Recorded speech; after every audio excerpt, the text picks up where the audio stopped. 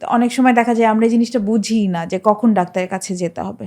আচ্ছা, warning sign বলতে বোঝায় যে ইমিডিয়েট ইমার্জেন্সি ম্যানেজমেন্ট। এটা করলে এই টাইপের সিমটমগুলো থাকলে আর বাসায় থাকা যাবে না, বাচ্চাকে নিয়ে মাকে নিয়ে অবশ্যই হসপিটালে চলে যেতে হবে।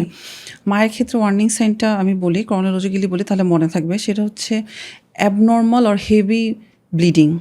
আচ্ছা, আর হচ্ছে সেকেন্ড হচ্ছে abnormal or foul smelling discharge. Okay, third হচ্ছে অ্যাবডোমিনাল অর পেলভিক পেইন।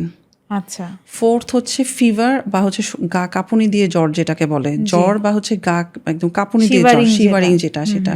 আর খুবই ইম্পর্টেন্ট হচ্ছে হেডেক, মাথা ব্যথা, আর ব্লাড ভিশন মানে দেখতে অসুবিধা হওয়া।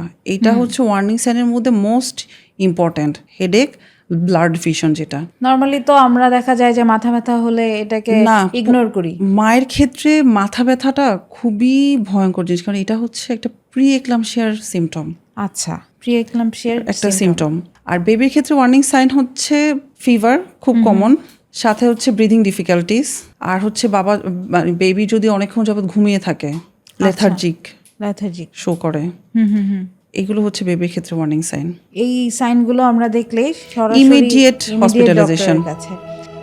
ভিডিওটি ভালো লাগলে লাইক, কমেন্ট এন্ড শেয়ার করুন।